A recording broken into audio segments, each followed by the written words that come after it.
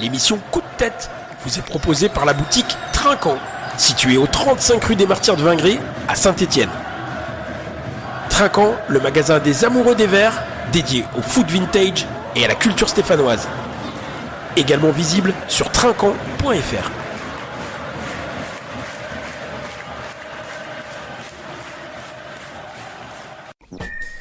Salut à vous chers auditeurs, bienvenue dans l'émission Coup de tête, l'émission Rock and Foot qui analyse et décortique l'actualité des Verts. 26e journée de championnat de Ligue de BC. Saint-Étienne recevait le Red Star et victoire 2-0 face aux Parisiens. Autour de la table, Eric, salut à toi Eric. Reçu 5 sur 5, salut à toutes et à tous. Et bien sûr Olivier, salut à toi Olivier. Salut Marco, salut Eric, salut tout le monde. On s'excuse pour les 5 premières minutes où on a quelques soucis techniques qu'on a réglés.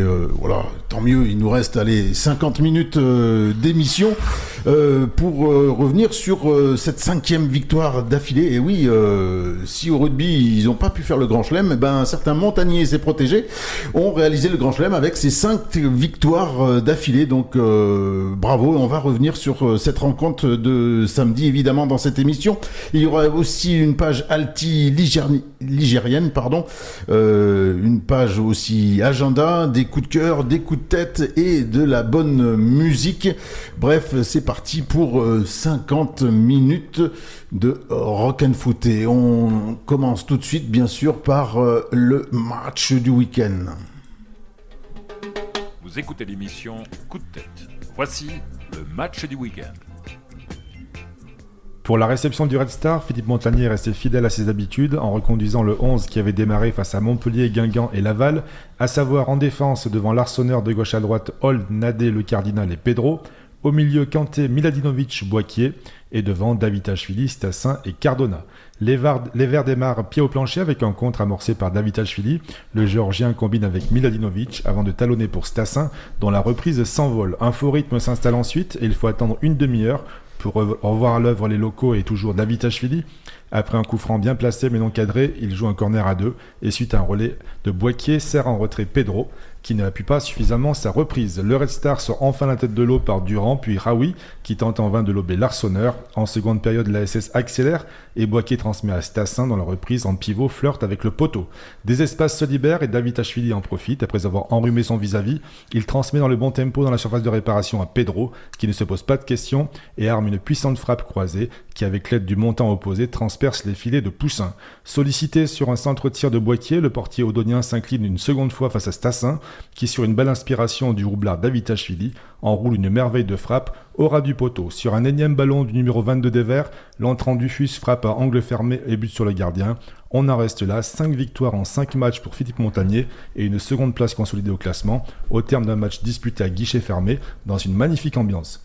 Oui, effectivement, très bon match auquel on a assisté ce samedi, soirée étoilée. Avec un stade presque plein et moi j'ai assisté à une super rencontre, je me suis pas ennuyé du début jusqu'à la fin et à la fois c'était tactique et puis deux beaux buts donc voilà. Allez, les questions avec Olivier. Une soirée étoilée comme tu dis. Alors je vais commencer par vous demander, vous étiez sur place donc qu'est-ce qui a fait la différence dans ce match pour vous? Où est-ce que comment Saint-Étienne a réussi à percer le verrou odonien? Parce que on le rappelle, c'est une bonne équipe, c'était la première équipe à l'extérieur de ce championnat de Ligue 2 et il reste que quelques journées donc c'est quand même significatif. Comment les Verts ont réussi à percer le verrou odonien, messieurs? Avec patience déjà et surtout avec une défense qui est vraiment de plus en plus solide, donc ça aide, c'est une des bases pour remporter les matchs dans un match de foot. Donc voilà, consolider la défense et c'est chose faite avec une charnière centrale irréprochable depuis plusieurs semaines et notamment ce week-end. ça aide énormément. Et ensuite, donc, de la patience et des brèches qui sont ouvertes. Peu de brèches se sont ouvertes face à une équipe aussi joueuse, hein, où ils étaient assez fournis au milieu de terrain. Donc, des fois, ils défendaient à 3, hein, les Odoniens. Et on en a profité à ce moment-là, en tout cas pour l'ouverture du score. Ouais, on a affronté la meilleure équipe à l'extérieur, on l'avait dit dans l'émission précédente.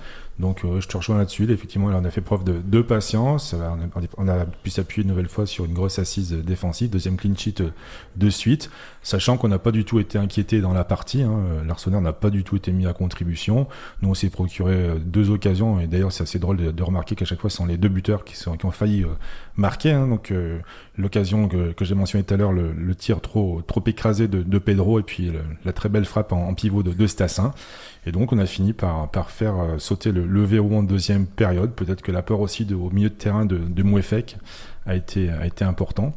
Et puis après, franchement, je trouve que la victoire est largement méritée. On a même pu scorer une nouvelle fois en fin de partie par Dufus, qui avait marqué en fin de match également du côté de Pau. Mais en tout cas, victoire logique. Et puis cette sérénité, hein, qui se ressent dans cette équipe stéphanoise. On n'a pas du tout été inquiété samedi.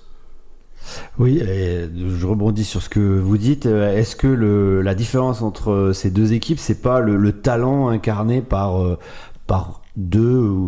un ou deux joueurs offensifs côté stéphanois que les Odoniens n'ont pas? Je pense à Davitashvili et Stassin. C'est vrai que dans l'effectif du Red Star, ils n'ont pas ce type de joueurs. Est-ce que la différence s'est fait aussi sur le talent de certaines individualités? Stassin a confirmé ses bonnes prédispositions. Après son doublé à Pau, il marque à Geoffroy Guichard pour la première fois depuis fin septembre. Quant à Davitashvili, tout simplement, il a été dans tous les bons coups, hein. Comme je l'ai dit dans le résumé, c'est lui qui est impliqué sur le centre en retrait pour Pedro. C'est lui qui délivre les 2 passes décisives sur les buts. On va appeler ça des passes décisives, c'est plus des dernières passes, hein. En tout cas, il donne à chaque fois le ballon dans le bon tempo. Et puis, franchement, moi, je l'ai trouvé très, très intéressant, le Géorgien, une nouvelle fois. Alors, peut-être pas qu'il n'a pas forcément brillé durant la partie, mais en tout cas il a été là dans les moments clés. J'ai parlé de Roublardis tout à l'heure, à l'image du deuxième but, où il sent le coup, hein, il sent que les défenseurs vont se gêner, et il donne ce ballon à Stassin qui permet aux Verts de se mettre à l'abri. Alors Olivier, je suis pas d'accord avec toi contrairement aux Odoniens. Ils ont des joueurs de qualité en milieu de terrain. Moi j'ai découvert un certain Piré, qui n'était pas là au match aller, hein, qui vient de Lecce. J'en reviendrai dans les coups de cœur. J'ai énormément apprécié sa prestation, et tu vois, il fait une montée de balle en première mi-temps où au lieu de frapper, il la décale sur la droite et il y a un retour de Nadé, heureusement, mais comme quoi ils ont pu aussi au milieu de terrain faire la différence, et voilà. Et il y a une autre occasion qui passe au-dessus des buts de l'Arsenal en première mi-temps, hein. Il y a un lob, je crois que c'est de Kawi. Ah oui, ouais. Et ça aurait pu faire mouche également. Donc non, ça s'est joué à peu de choses, mais moi je retiens surtout c'est cette solidité défensive retrouvée. Alors justement, puisque tu en parles, on reviendra sur les cas Pedro et Stassin. Sur la solidité défensive, c'est vrai que ça devient une marque de fabrique de cette équipe. On l'attribue soit à Montagnier, soit à le Cardinal. J'avais envie de vous poser une question piège. Est-ce que sans le Cardinal, ça serait la même chose, même avec comment il s'appelle, non, mais même avec le même entraîneur, je veux dire. Pas forcément, je trouve. Vraiment, il apporte beaucoup, hein. C'est un vrai patron, hein, derrière. On le voit beaucoup parler avec les joueurs, quitte à les engueuler quand il estime que c'est nécessaire. Il y a aussi des dépassements de fonction. Il est capable de donner de très bons ballons. Il est capable de se projeter. On l'a vu faire un très bon centre. Déborder, enfin un très bon centre sur la droite qui aboutit à l'occasion de Miladinovic qui est contré, le ballon finit en corner. Non, franchement, on parle de 5 sur 5 pour Montagnier, c'est aussi un 5 sur 5 pour le Cardinal, depuis qu'il est là. Alors après, je sais pas si les choses seraient différentes s'il n'était pas là, mais en tout cas, son apport est incontestable. Ah ouais, carrément. Sur cette rencontre, on l'avait déjà vu face à Montpellier, où il est auteur du seul but inscrit. On a dit, ouais, quand même, il fait la différence. Mais là, le match qui nous a sorti samedi, il est parfait, quoi. Il est absolument parfait à tout point de vue, quoi.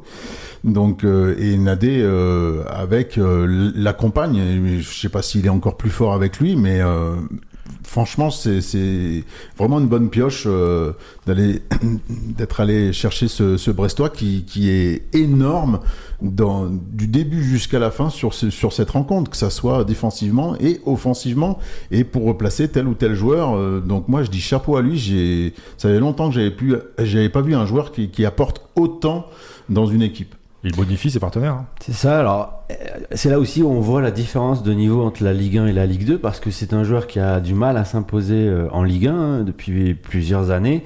Il était remplaçant du côté de Brest.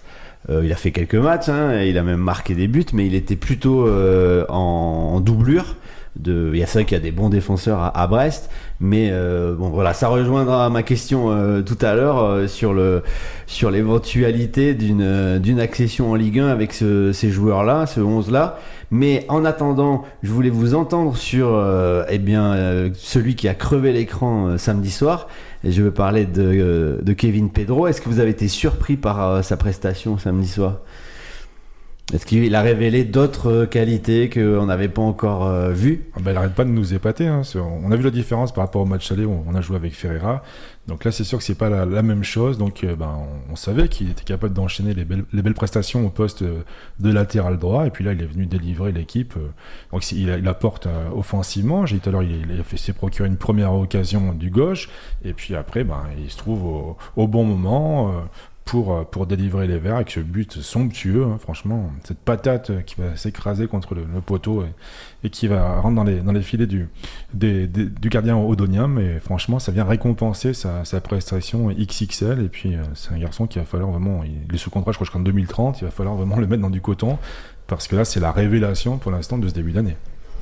Ouais, moi je vais relativiser sur la rencontre de samedi. Alors oui, il marque un magnifique but, oui, il a apporté, mais moi j'ai trouvé des errances défensives, pas tout au long du match, mais sur quelques occasions où il ne sert pas assez son ailier. Et au lieu de monter sur le porteur du ballon sur son aile, il recule. Ça me pose souci. Et 2-3 fois, il est passé à travers. Donc, je suis un petit peu mitigé. Alors, il marque un magnifique but, on est bien d'accord. Il a été à l'origine donc d'une occasion en première mi-temps du pied gauche. Donc, chapeau à lui offensivement. Mais défensivement, voilà, je reste un petit peu sur ma faim. Je vais pas m'enflammer là-dessus. Ouais, c'est vrai que défensivement, il y a encore des choses à prouver. C'est vrai que, est-ce que vous le rangez dans la même catégorie que les autres ? C'est peut-être un peu tôt pour le dire, mais est-ce que vous le rangez dans la même catégorie que Saliba ou que Fofana ? Non, pas du tout. Pas pour l'instant, je suis d'accord. Je souhaite, mais bon. Ouais. Je suis d'accord. D'abord, c'est pas le même poste. Pour l'instant, on l'a vu un petit peu dans l'axe. Mais alors, il y a un autre match où il avait crevé l'écran. Il me semble que c'est en Coupe de France. Il avait également été. Son premier but, il l'a inscrit à Quetigny. Oui, voilà, contre Quetigny. Dans le brouillard. Dans le brouillard, tout le monde l'avait félicité. Et voilà. Alors, est-ce que ça souligne quand même la qualité de la formation des jeunes Verts? Oui et non, parce que je rappelle qu'on a laissé partir Macloufy à Dunkerque. Oui. Donc, qui a occupé d'ailleurs le même poste. Voilà. Mais bon, il faut bien. Tu peux pas garder aussi tous les joueurs. Après Macloufy, il semble pas que ce soit que ça ait été, ça soit pour l'instant la pépite des pépites. En tout cas, avant de passer un petit morceau, puisqu'on parle on va continuer sur le match quand même. Je voulais vous entendre sur Lucas Tassin, parce que c'est l'autre buteur. Est-ce qu'on on avait dit que la théorie du ketchup allait peut-être se vérifier, ça a été le cas. Est-ce qu'on a retrouvé le Lucas Tassin de la fin d'année, la fin de saison dernière? J'espère, je le pense. Hein. Franchement, le but qu'il marque est magnifique et le but qu'il a failli marquer juste avant, pareil. Et ça fait plusieurs matchs qu'on voit qu'il est très important pour l'équipe. Il était même très collectif. Ben là, il fait la décision devant. Et puis, bon choix de Montagnier de le faire sortir en fin de rencontre pour le faire applaudir. Ça lui a fait le plus grand bien, sachant qu'il y a quelques semaines en arrière, il avait été sifflé par le chaudron. Ouais, c'est un numéro 9 qui a besoin de confiance, donc effectivement quand tu marques pas c'est compliqué. Ça fait longtemps qu'il n'avait pas marqué sur le terrain de Geoffroy Guichard et devant le COP Nord, donc ouais c'est vraiment un plus pour lui et surtout pour l'équipe. Est-ce qu'on l'a retrouvé on verra, mais effectivement il est un peu plus servi qu'il ne l'était il y a quelques temps, donc il y a ça aussi, il en met pas énormément à côté, hein, ou sinon généralement c'est cadré, c'est plutôt. Alors il y a la première frappe qu'il fait après la talonnade de Davitashvili en première mi-temps. Après le ballon va vite, mais voilà, je lui reproche de pas avoir cadré, mais l'intention était bonne. Donc effectivement, je lui souhaite le meilleur pour cette fin de saison. Espérons qu'il fasse la même fin de saison que l'année dernière, ce qui serait synonyme pour les Verts d'accession.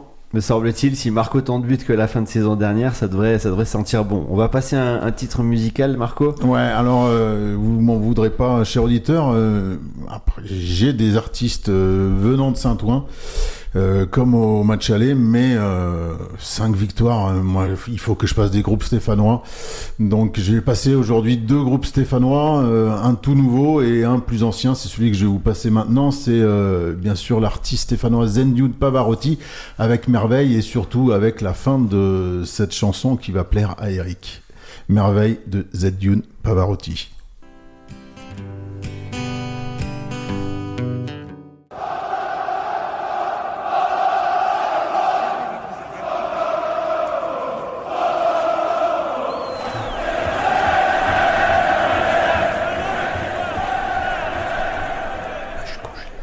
Saint-Étienne, la ville aux 7 collines, c'est avec donc des artistes comme Zedjoun Pavarotti. Voilà, c'est le premier groupe stéphanois que je vais passer dans l'émission. Il y en aura bien sûr un deuxième, et oui, ça change, où généralement je vais chercher des groupes des adversaires, des villes, des adversaires de Saint-Étienne. Là, je me suis permis parce que bon, à Saint-Ouen, j'en ai trouvé 3 ou 4, mais pas plus, et c'est pas toujours de la bonne qualité. Et surtout, c'est pas la. Opus de Saint-Ouen. En plus de Saint-Ouen, ouais. Donc, vous êtes bien dans l'émission Coup de tête, l'émission Rock and Foot, et on revient sur cette belle victoire, tout en maîtrise, pour cette 26e journée de championnat face donc à l'Étoile Rouge, face au Red Star. On enchaîne sur les verres à moitié pleins, les verres à moitié vides. Rapidement, parce que c'est toujours un peu tarte à la crème. J'avoue que là, ils ont été au diapason, les Stéphanois, aller chercher. Je préfère qu'on utilise ce temps, et on verra si on a un peu de temps tout à l'heure, mais je préfère que vous me disiez si, à votre avis, cette victoire est un tournant dans la saison et dans l'objectif de l'accession. Est-ce que vous le voyez comme un vrai tournant, en argumentant un petit peu, ou alors est-ce que non, c'est une simple victoire, il faut engranger et regarder derrière aussi? Tournant, c'est la suite d'une magnifique série. Après, oui, parce qu'on creuse l'écart avec les poursuivants. Et ça, c'est pas négligeable, hein, quand on sait d'où on vient. On a 5 points d'avance sur le 3e, 6 sur le 4e. Donc là, évidemment que le fait de consolider notre position dans les deux premières places accessibles à la Ligue 1, c'est extrêmement positif. Et puis je vois pas ce qui peut nous arrêter désormais. Alors, on va pas s'enflammer, c'est sûr, mais franchement, la dynamique qui est la nôtre, ça marque les esprits aussi au niveau de nos adversaires, hein, je trouve. Puis on a gagné donc ce match à 6 points, hein, puisqu'on met le Red Star relativement loin, et face à une équipe qui était donc solide à l'extérieur, on l'a dit en début d'émission. Donc c'est une grosse équipe du haut de tableau de ce championnat, et en plus c'était la plus forte à l'extérieur. Donc oui, on marque les esprits, et effectivement peut-être que c'est un tournant, mais la série, j'espère qu'elle va continuer, hein. Alors, je vous rejoins. D'ailleurs, l'entraîneur du Red Star a dit que cette équipe de Saint-Etienne était calibrée pour la Ligue 1, selon lui. Il a essayé de lutter, mais ils se sont rendus compte. Alors, peut-être que c'est aussi le contexte avec cette magnifique ambiance, stade incandescent samedi soir. Mais même sur le terrain, a priori, il a été assez bluffé par la solidité de ces Stéphanois. Alors, autre chose, je vais vous demander de vous mettre dans la peau de Montagnier sur ce coup-là, parce que je voudrais qu'on parle de la blessure de l'Arseneur. Il faut qu'on en dise un mot. Donc fin du match, il dit je me suis pété. Il est rentré fâché au vestiaire. Alors, selon vous, si vous êtes décisionnaire, faut-il tout faire pour retrouver l'Arseneur le plus vite possible, ou en bon gestionnaire, laisser les clés à Maubleu pour quelques matchs, au moins jusqu'à la trêve, les 2 prochains matchs, pour éviter que l'Arseneur se refasse mal en forçant son retour? Qu'est-ce que vous décidez? Pour moi, c'est évident. T'as une doublure. Et il y a plusieurs joueurs qui sont impliqués dans ce championnat de Ligue 2, et Maubleu fait partie des joueurs. C'est la doublure de l'Arseneur. Si l'Arseneur est blessé, Maubleu il prend sa place. Et si Maubleu il est blessé, ce sera le 3e gardien, et ainsi de suite.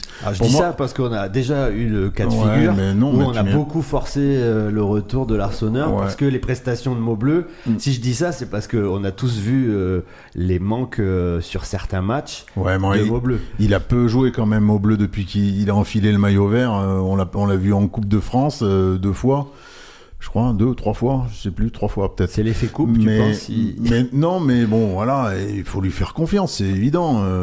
S'il connaît ce championnat, moi j'ai toute la confiance envers ce joueur, quoi. Il n'y a pas eu de communication vers la blessure de l'Arseneur, mais bon, je pense vraiment qu'il est blessé, de toute façon qu'il est out pour samedi, donc la question ne se pose pas, puisqu'il ne s'est pas entraîné aujourd'hui, hier non plus, on l'a pas vu du côté de l'Etra. Donc c'est Maubleu qui devrait faire son retour dans les cages face à son ancien club, Grenoble. Après, oui, de toute façon, il n'y a pas d'autre choix.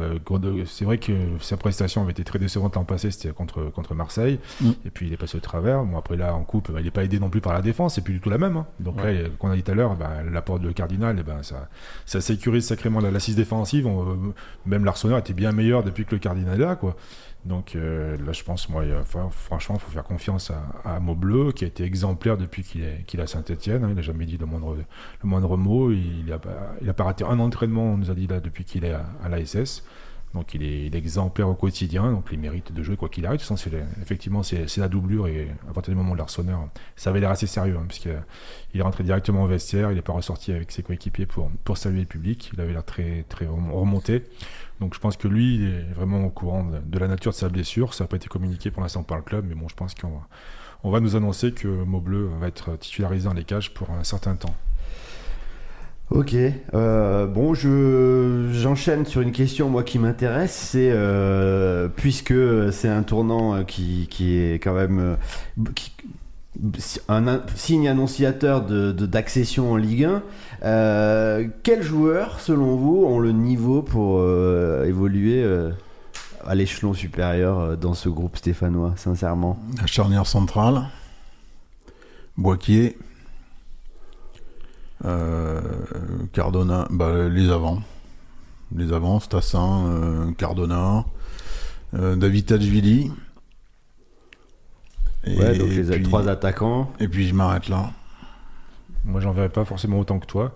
Le Cardinal, ça demande de confirmation à l'échelon supérieur, comme tu viens de le dire. Après, c'est que son apport est incontestable. Moi, je citerai David Tadjvili, qui pour moi, vraiment, c'est un joueur qui est au-dessus du lot. Stassin, qui a prouvé qu'il était peut-être meilleur qu'en Ligue 1 qu'en Ligue 2 d'ailleurs, contrairement à Cardona, et Boakier, pour moi. Alors, est-ce que vous pensez que Kilmer va sortir le chéquier pour cette fois-ci? On verra ça bien dans quelques semaines. Il faut déjà être en Ligue 1. Ça intéresse les gens, même si bien sûr qu'il faut faire attention, rien n'est joué. Step by step. Step by step. Après, nous l'été, on fait pas d'émission, donc en fait ces questions-là, on se les pose rarement. On pourra se les poser bien sûr lors des 2 dernières journées de championnat. Puisque aujourd'hui c'est moi qui pose les questions, je vais y répondre. Qu'on ne fasse pas l'ascenseur comme l'an passé, ça c'est sûr. Oui. Donc on sait très bien que les recrues de cette année les dernières ont apporté quelque chose. Je suis pas sûr que Kanté soit armé pour la Ligue 1. Le Cardinal était remplaçant en Ligue 1. Donc pour moi, en fait, ce que j'aimerais pas, c'est qu'on devienne une équipe comme Auxerre ou comme Metz qui fasse l'ascenseur, tu vois, chaque année.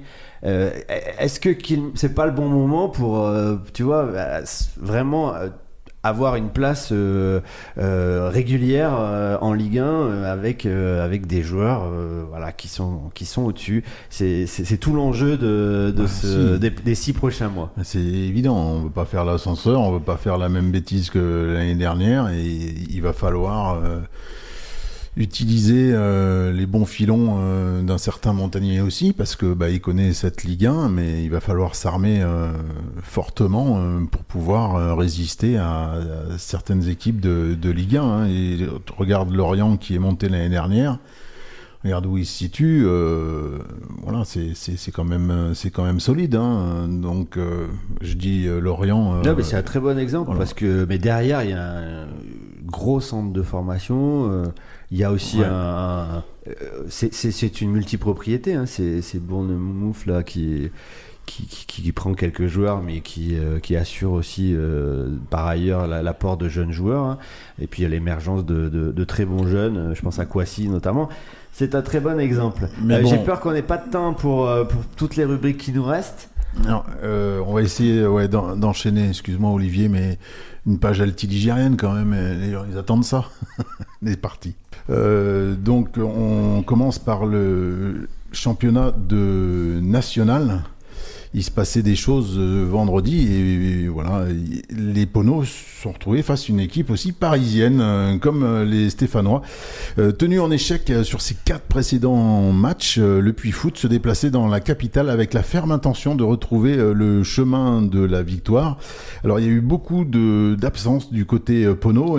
Fati qui était suspendu, Bouletcha est blessé, l'équipe a été orpheline de leur capitaine Renald Gemot et le staff avait procédé à 5 changements une semaine après le nul face à Saint-Brieuc 1-1, puisque Nsinghi et Soulaya avaient également été préférés à Clément Rodriguez et Sédou au coup d'envoi. Malgré ce gros turnover, le Puy Foot est plutôt bien rentré dans sa partie et pour la 3e fois de suite, il a ouvert le score. Le premier but venait d'un corner et à ce jeu-là, les Poneaux étaient tout heureux de voir le Gabonais Bruno Ekwelemanga pousser le ballon dans ses propres filets à la 21e minute de jeu. Il n'était pas illogique de les voir mener dans cette première période, notamment parce que Nsinghi se montrait dangereux à plusieurs reprises. L'attaquant visiteur avait d'abord dribblé le gardien adverse au quart d'heure de jeu avant de se retrouver coincé en angle fermé. Puis dans la foulée du premier but, il avait continué de mettre la pression sur ce Paris 13 Atlético en poussant le portier Sanou à intervenir 2 fois à la 23e et 25e minute de jeu. Sollicité, le dernier rempart parisien réalisait aussi une belle parade sur une tentative lointaine d'Esmel à la demi-heure de jeu. Les cielets blancs pouvaient se satisfaire du visage affiché de leur avantage d'un but au moment de rentrer au vestiaire. Jusque-là, Carvalho, le portier Pono, n'avait eu qu'un arrêt à faire. Par contre, en deuxième mi-temps, ce Carvalho, il a été irréprochable. Il nous a fait certaines parades et bravo à lui, c'est pas la première fois. Donc le Puy Foot reculait énormément dans le second acte et prenait le risque de voir le même scénario se répéter. Donc Carvalho intervenait par 2 fois autour de l'heure de jeu pour garder sa cage inviolée. Le moment était alors choisi par Stéphane Dieff pour relancer la machine avec les entrées de Rodriguez et de Groma. Et ces choix portaient leurs fruits puisque les Poneaux semblaient tout à coup revigorés en reposant le pied sur le ballon. Logiquement, la rencontre se débridait totalement dans le dernier quart d'heure. Le portier Pono s'illustrait encore à la 79e minute de jeu sur une demi-volée de Sidibé et ses coéquipiers avaient quant à eux les opportunités pour tuer le match, mais ils négociaient mal certaines situations de supériorité numérique en contre. Le Puy Foot s'imposait sur la plus petite des marges, 1-0 pour mettre fin à cette série de 4 matchs sans succès. Au classement, cela s'en ressent puisqu'il revient à seulement 7 points du podium, suffisant pour rester ambitieux dans cette fin de saison. Et en renouant avec la victoire, il revient à 3 longueurs de Sochaux quand même, qui est 3e, de Rouen 2e, Et le club de Christophe Gauthier récupère aussi 2 points sur le leader dijonnais qui a concédé l'égalisation en fin de partie à Concarneau. Donc, une belle opération pour les Poneaux. En Régional 1, en Alti-Ligérie, l'équipe de Blavozy se déplaçait sur le terrain du Clermont Foot, la réserve du Clermont Foot. Et Blavozy s'est incliné 2-0. Victoire de Monistrol, 2-1. Face à Firmini, un petit derby. La réserve du Puy avait pu faire que match nul, 0-0 face à Chassieux. Espali l'a emporté 3-0 à l'extérieur à Serra et reste bien leader de cette poule. Et grosse défaite pour l'USSL qui s'est incliné 5-0 du côté du Rhône face au Grand Ouest. Régional 2, Brive Sauveteur n'a pu faire que match nul, 1-1 en déplacement à Beaumont. Brioude s'est imposé 2-1 face à Saint-Flour et le dernier match c'est la réserve de Blavozy qui n'a pu faire que match nul face au Puy-d'Aumois de Volvic. Voilà pour les résultats alti-ligériens. Il faut savoir que ce week-end, samedi 18h, sur le terrain du Viewzoo à Espali, il y a ce match en retard qui date, il a été repoussé 3 fois, entre Espali et l'USSL. 18h, samedi, juste avant la rencontre des Verts. C'est pas bête quand vous êtes pas loin de la capitale de la Haute-Loire. Voilà pour les résultats. On commence donc avec l'agenda puisque ce week-end, samedi, Saint-Étienne se déplace, un petit déplacement, mais c'est dans l'Isère face à Grenoble, samedi 20h, dans un stade des Alpes qui sera encore largement acquis à la cause des supporters stéphanois, où il reste sur 3 succès, les Verts, vainqueurs lors des 5 dernières journées, seront largement favoris ce samedi face à un GF38 qui n'a pas marqué le moindre but lors de ses 4 derniers matchs et qui n'a remporté que 6 matchs cette saison. Mais les protégés de Philippe Montagnier devront quand même se méfier des Isérois, avant-dernier au classement des équipes à l'extérieur. Faut le souligner quand même. Mais Grenoble, il affiche en effet une correcte 10e place à la maison, malgré le très faible soutien de ses supporters. Et ouais, ils sont 3007 de moyenne. Ils sont à 3007 dans ce beau stade qui tient 20 000 personnes. Avec 3, Le Mans, Reims, Rodez et Nancy, le GF38 fait partie des équipes ayant perdu le moins de matchs à domicile. 2, soit 1 de moins que la SSE. Battue chez elle seulement par Annecy et le Red Star, l'équipe de Risetto et l'équipe de Ligue 2 qui a concédé le plus de matchs nuls dans son entre, 7 au total. Alors, concernant l'arbitre, ça c'est à Monsieur Buquet, et oui, qui était pour le match au Parc, je crois. Il n'a pas arbitré les Verts en Ligue 2 encore, c'est lui qui a arbitré quand on avait pris 6 du côté de Lorient et 4 du côté de Nice sous l'ère Duprat en 2022. Ouais, mais le bilan de la SSE avec ce Picard d'origine reste toujours toutefois nettement favorable. Il y a eu 18 victoires, notamment la victoire en Coupe de la Ligue en 2013, 9 nuls et seulement 8 défaites. Donc voilà, Monsieur Buquet, on verra ce que ça donne. Il faut savoir que cette équipe de Grenoble, elle a encaissé un seul but sur les 4 derniers matchs. Et c'est leur première défaite sur 7 matchs pour le GF38 sur les dernières rencontres. Donc c'est relativement solide défensivement. Diaby est le meilleur buteur, il est à 7 buts quand même. Et moi, il y a l'attaquant qui m'avait marqué ces 2 dernières années, c'est Efege, qui est pas mal aussi, qui en a marqué 3, mais qui est souvent passeur. Donc à se méfier, tout simplement. Il y aura plus de 1000 supporters stéphanois qui vont se déplacer dans le parcage de ce stade des Alpes. Moi, j'ai déjà assisté à un Grenoble-Saint-Étienne il y a déjà 20 ans. Moi. C'est toi qui as volé la bonbonne de vin chaud ? Ouais, c'était à ce moment-là, ouais, exactement. C'était exactement à ce moment-là. Sacré Marco. Mais c'est un beau stade et moi, ça m'attriste de le voir toujours avec autant de places vides, quoi. Là, au moins, il sera plein, au moins. Puis c'est un stade qui nous réussit, hein. 3 fois qu'on y a été, 3 victoires. La dernière, c'était dessiné en fin de match. Vous vous rappelez, c'était Batou Binsika et puis Dylan Chambaud qui avait marqué. En tout cas, les supporters grenoblois, franchement, ils doivent s'ennuyer ferme, puisque les 4 derniers matchs, 3-0-0 et puis une défaite 1-0 du côté de Rodez. Donc... Ils sont dans la lutte pour le maintien. Et ils nous avaient accroché à Geoffroy Guichard à l'aller. Ouais, un c'est partout. ça. Ils avaient égalisé en fin de match. C'est ça, c'est une équipe qu'on connaît Après bien. le but de Nadé. Ouais. Il y a leur meilleur joueur, c'est Jesse Benet là, qui joue maintenant en milieu défensif. Il était plutôt offensif, mais il organise tout le jeu.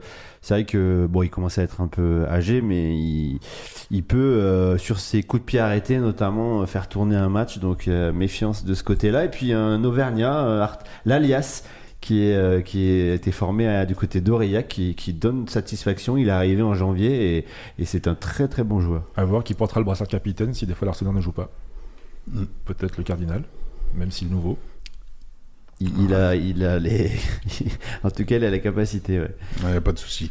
Bon, allez, un petit souci technique est réglé. Je vais vous passer ce fameux groupe Saffron Ice avec le titre Sunset People. Sunset People, signé Saffron Ice, le groupe stéphanois. C'est sympa, j'aime beaucoup, c'est de l'indie rock et ça fonctionne bien avec la voix de Raymond Howard. Vous êtes toujours dans l'émission Coup de tête, l'émission Rock and Foot, et on va enchaîner avec les coups de cœur, et il y en a. Vous écoutez l'émission Coup de tête. Voici les coups de cœur. Ouais, je vais pas être original, donc coup de cœur pour la 5e victoire consécutive, 100% de succès pour Philippe Montagnier, pour les 2 jolis buts inscrits par Pedro et Estassin, et puis pour la formidable ambiance bien sûr de samedi dans un stade à guichet fermé. Et de mon côté, tu viens de parler de Dupuis. Je vais souligner la longueur des contrats des joueurs de l'AS Saint-Étienne qui permettent de s'identifier et qui permettent à ces joueurs de s'inscrire dans la durée. Je pense qu'on ne calcule pas notre bonheur de supporter cette équipe. Hein. Je fais le comparatif avec le Puy dont tu viens de nous parler. La quasi-totalité de l'effectif change chaque année. Pour moi, j'arrive pas, je peux pas m'identifier, je peux pas me passionner même pour un club où tous les joueurs partent d'une saison à l'autre. Là, on a enfin un gestionnaire qui s'inscrit dans la durée. Hein. Je vais vous souligner les contrats. Hein. Chico Lamba qui a 23 ans, il est là jusqu'en 2029. Bien sûr, normalement, hein, dans son contrat. Kevin Pedro qui a 20 ans jusqu'en 2030. Zuriko Davitashvili, un peu plus âgé, mais jusqu'en juin 2028, encore 2 ans. Lucas Tassin, idem, encore 2 ans. Augustine Boaké, encore 2 ans. Et Irvine Cardona, les joueurs talentueux dont on a parlé, encore 2 ans jusqu'en 2028. Et ça, je pense que les supporters stéphanois ne mesurent pas leur bonheur, parce que auparavant, il y a serait-ce que 3 ans, on faisait des contrats bien plus courts et on ne savait jamais de quoi demain serait fait. Il faudrait faire pareil avec le coach aussi. Oui, alors le vent tourne vite, hein, c'est comme pour les avant-centres avec les entraîneurs. Hein. Méfions-nous. Allez, coup de cœur, j'en ai plein, hein. Vous êtes bien prêts? Le goal average, parce qu'en soi, notre goal average, le fait de prendre très peu de pions et d'en inscrire, de gagner des matchs, ça aide. Donc voilà, cette solidité défensive également. Pour ce match, il faut souligner le bon comportement des supporters du Red Star qui ont chanté du début jusqu'à la fin. J'ai trouvé ça sympathique, et je reviens sur le Red Star. J'en ai parlé en début d'émission. Moi, le Pierret, le joueur du Red Star, qui vient donc de Lecce, en série A. Série B maintenant, ils sont descendus. Ouais. Il est venu donc pendant le mercato hivernal.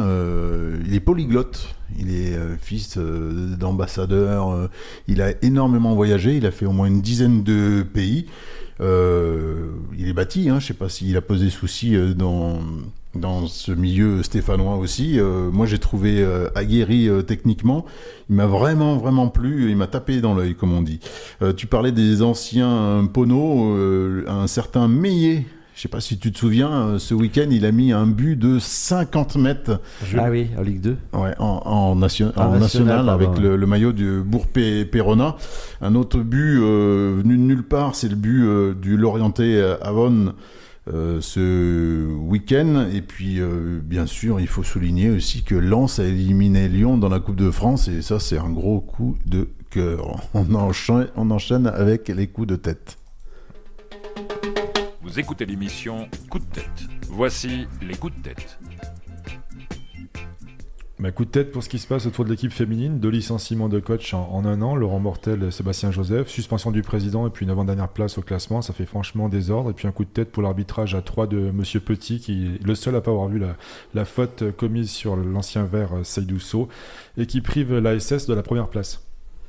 Ouais, j'ai comme l'impression que les Américains sont bien partis pour réussir à nous gâcher la Coupe du Monde, qui représente quand même un point d'orgue pour tous les amoureux du foot, avec l'instrumentalisation, là, je sais pas si vous avez vu, des joueuses iraniennes, et puis aussi les pauses fraîcheurs qui seront ponctuées de publicité. Pour la première fois, au cours des mi-temps, il y aura de la publicité. Platini hier a dit qu'il comprenait pas pourquoi l'engagement se faisait pas avec les 2 attaquants. C'est des petites choses comme ça qui font que le sport qu'on aime est en train de beaucoup changer. Ouais, je n'ai pas apprécié les 7 minutes de temps additionnel ce samedi, j'ai pas compris. C'est incompréhensible que sur cette rencontre on mette 7 minutes de temps additionnel alors que généralement on en met 3 ou 4 alors qu'il y a tous les changements possibles, il y a des arrêts de jeu à n'en plus finir, on en met 3 ou 4 et là, bizarrement, il y en a eu 7. On a retrouvé notre Marco, même quand on gagne. Non, mais c'est il faut qu'il parle de monsieur l'arbitre. T'étais pas surpris, Eric ? Si, tout à fait. Ah bon. C'est la célébration sur les buts, je pense. Ouais. Un coup de chagrin un Stéphanois, c'est un artiste, Philippe Favier, un plasticien qui a marqué les esprits à Saint-Étienne, et notamment au musée d'art moderne. Donc j'en profite. Il est décédé cette semaine d'un tragique accident de voiture. Donc j'ai grandi avec lui, avec Geoffroy Guichard et le musée d'art moderne, et je tenais à dire que Philippe Favier il était souvent exposé, et c'est une figure de Saint-Étienne. Donc voilà. Au revoir l'artiste. Et puis un dernier coup de tête, c'est, je sais pas si vous avez vu, il y a un certain PSG Chelsea mercredi soir. Ils ont sorti, les Qataris, un 5e maillot qui est, mais alors, absolument horrible. Alors, ils s'inspirent des lumières de la ville de Paris et c'est tout flouté. C'est assez terrible. Je vous conseille d'aller voir.